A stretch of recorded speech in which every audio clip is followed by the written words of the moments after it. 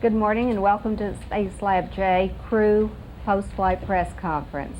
I'd like to turn the program over to Commander Hoot Gibson. Go ahead, Hoot. Thank you, Barbara. Good morning, and thank you for the opportunity to speak to you after the conclusion of a very successful mission. We, of course, are the crew of Space Lab J, STS-47, which, of course, was the 50th flight of the Space Shuttle. And I'd like to reintroduce the crew. Right to my right, our mission pilot, Major Kurt Brown, who was making his first flight aboard Space Lab J. Our Payload Commander, Mission Specialist Number 1, Mark Lee, making his second flight aboard Space Lab J. Our Flight Engineer, or Mission Specialist Number 2, Jay Apt, making his second flight on this mission. Mission Specialist Number 3, Jan Davis, making her first flight aboard STS-47. Our Mission Specialist Number 4, Dr. Mae Jemison, making her first flight. And our Payload Specialist Number 1, Dr. Mamoru Mori, the first Japanese astronaut making his first flight aboard STS-47. We're here today to tell you our story, to tell you the story of Space Lab J, and I think we can best do that with some of the images from the mission. So with that, if we can start the video, the crew will describe the mission as we saw it using our video images and our still images. Well, at T-minus 6 seconds, main engine was starting, and shortly at T0, we started the 50th mission of the Space Shuttle.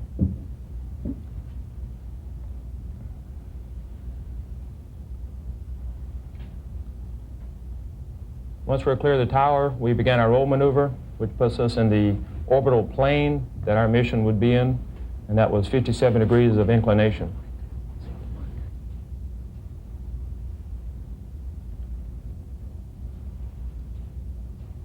And shortly after liftoff, we reached 20,000 feet, and already by then we're at Mach 1, and you'll be able to see some of the shock waves off the external tank and solid rocket boosters.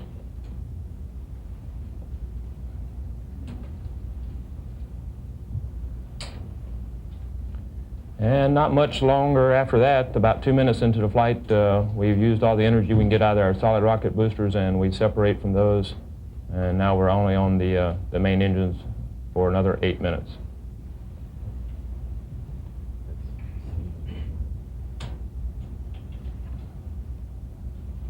Once we got up, we turned our rocket ship into a spacecraft by opening the payload bay doors there and got ready to activate that laboratory you see in the bay.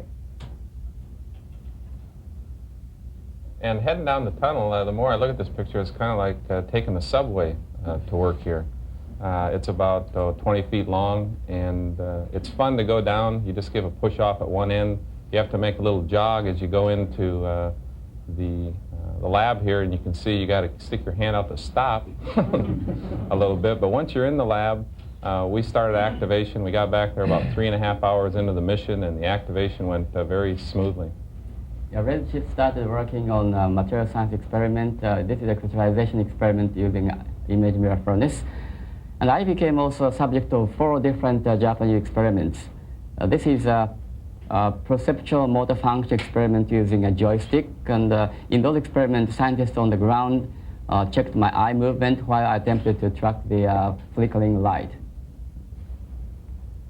Twice a day, of course, we would hand over the vehicle. We were working a dual shift mission. We had the red shift and the blue shift, so in the morning we'd hand over from blue to red. In the evening we would hand over from red to blue, handing over both the orbiter functions and the space lab. On the blue shift, we did the free flow electrophoresis experiment, which is a Japanese experiment. We're passing electrical current through some biological materials to separate them out according to their electric potential. We had 3 of these experiments scheduled, and we were able to do 2 extra ones during the flight. So we feel like we had a really good experiment there, very successful, even though we did lose some of the downlink data. One of the experiments that you've heard a lot about was lower body negative pressure. And these are just images from the lower body negative pressure. The objectives of that experiment was to really see how the heart adjusts to microgravity and to figure out, can you use lower body negative pressure as a countermeasure to help people to readjust when they come back. Some of the other experiments that we did that dealt with medical issues were fluid therapy system. The fluid therapy system we used really talked about can you produce IV fluids in space and whether or not you're able to successfully administer them. But we did spend a lot of time working with lower body negative pressure, and we got lots of results back, good results back. While the Space Lab crew was busy working back in the lab, the orbiter crew was also busy on the middeck. We had several experiments that we ran. One of these is the protein crystal growth, which we see here being activated once we got on orbit. Another experiment we had going was a medical data take of energy utilization, and we collected some blood samples, tested for glucose, and we logged all the food and water, and some urine samples we took to better understand how the body actually uses the food that we intake while we're in a zero-G environment. The first thing I had to do in the morning right after I woke up was to attach 3 different electrodes on my body. Except the 4th and 5th days, I wore all the time a backpack called PMS, and to monitor my electrocardiogram and vertebral wave and skin conductance level. Every day in the afternoon, I wear this and I spent a couple of hours to conduct cell culture experiment using a specially designed culture kit and optical microscope. We mainly observed how cells are developed under micro-G and took many microscopic pictures. I'm not sure if we had a record number of in-flight maintenance procedures, but we did have some fairly critical ones. Early in the mission, we had a water leak in the material science rack, and we went in there, and it was a fairly simple thing to fix once we took the insulation away. It was similar to just fixing a leaky faucet at home, but it kept the loop intact, and we were able to continue with furnaces such as this, which is the image mirror furnace. It was one of the funnest projects to work on orbit because it was rather interactive. You had to establish a melt zone. In this particular scene, we're putting a quartz tube around the sample, and then once we got the image mirror closed, we went ahead and brought the samples together, and we bring them together so that the focus of there's a light bulb in the back and also one in the cover. The focus of the energy is on the gap between the 2 samples. This was one of them that we did. We did 2 other experiments in the image mirror furnace. One of them was a glass cube experiment. This glass cube, the objective was to turn it into a glass sphere and do some measurements. In this particular case, the temperature got a little bit higher than we expected. And I guess it's one of the reasons that you do experiments, to try to understand the reaction to certain materials in zero gravity. And the other one that looks like it's very successful was our Samarskite sample. We have a sample here that's about, I guess, 6 to 8 millimeters long.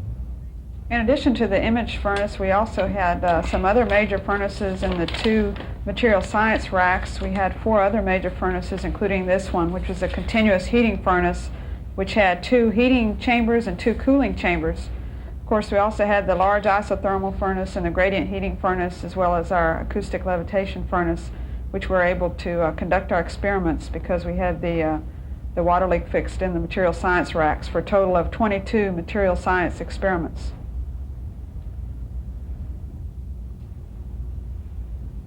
We had a couple of audio dosimeters that we kept in place in different parts of the orbiter. Every time I came back to do one, the payload commander accused me of coming back to perform pilot science. So this is a little bit of pilot science that we're seeing right here. And this is a study in angular momentum. And of course, we're all familiar with the way an ice skater starts out with their arms out and retracts their arms to increase the rotational speed, and our pilot is here checking it out to see that it does in fact work in weightlessness. This spooled him up pretty good. Watch his eyes when he finishes. That's okay.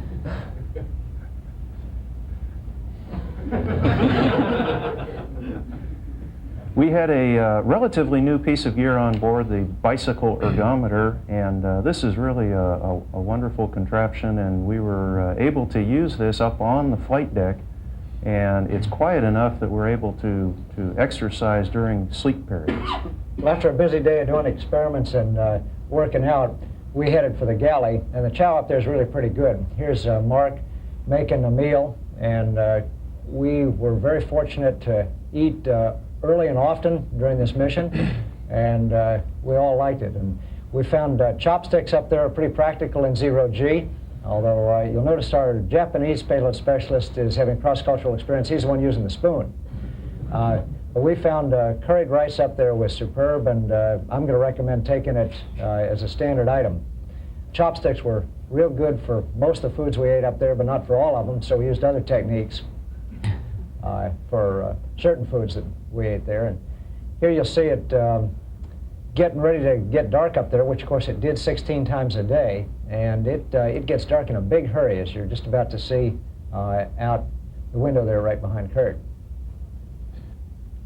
Just like on Earth, you have certain personal hygiene things you must take care of. This is the red shift, getting up and getting ready to go to work for a day, and doing a little teeth brushing there, and washing our hair. And our commander, you know, you can only do so much with what you got to work with, but he's doing his best here. And it's actually pretty easy in space. You don't have to find a wall to hang your mirror on. You can kind of just let it hang around. But he's working away there. Takes a little while to get ready in the morning. I understand that 4 members of our flight had a lot of interesting publicity down here. The frog embryology experiment was one that I think was very successful. We took 4 female frogs up. We gave them a human chorionic gonadotroph and caused them to ovulate. We're able to actually have over 100 live tadpoles that were brought back that were actually conceived and born in space. The experiment went very well.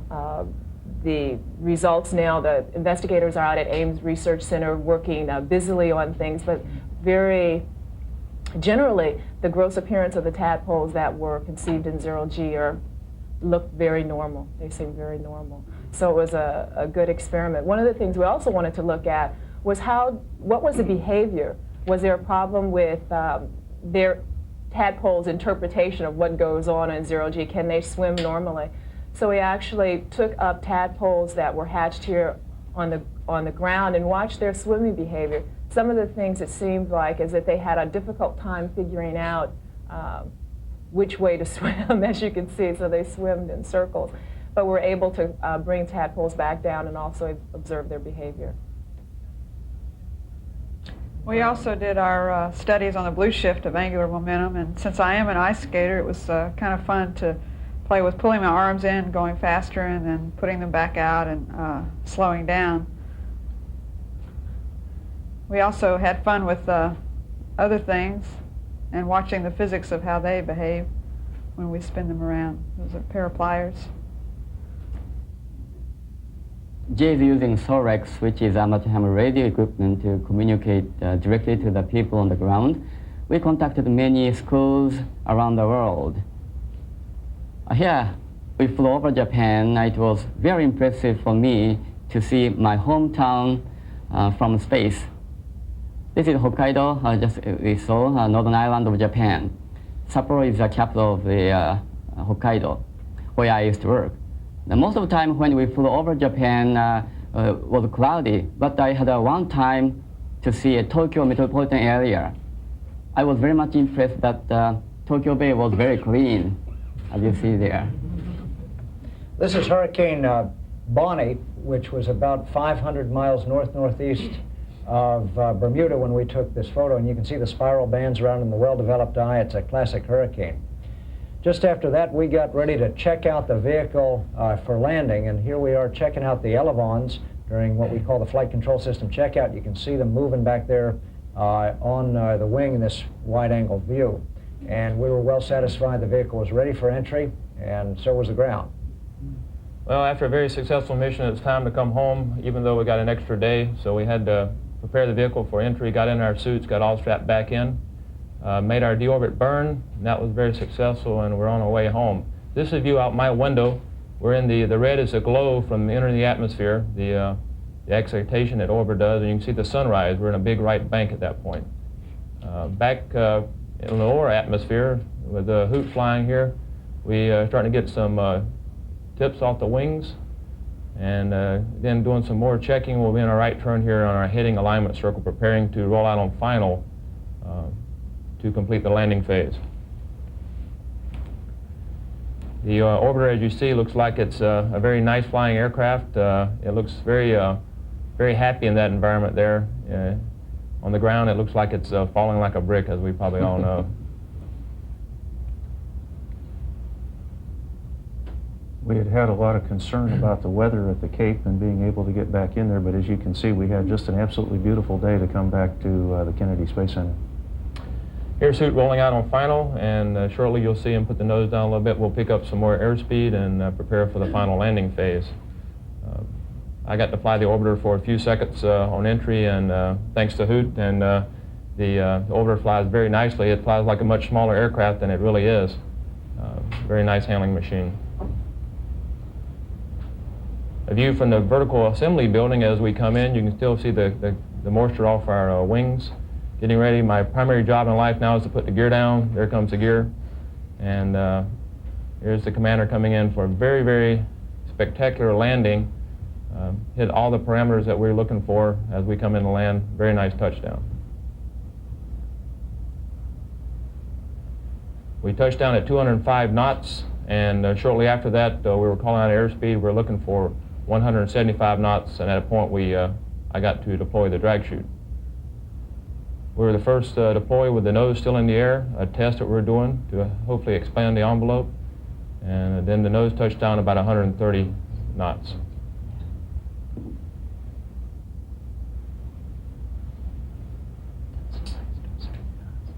Approaching about 60 knots, we've gotten about all we could out of the drag chute, so we go ahead and jettison, and then we let the orbiter roll to a stop, like in the previous missions.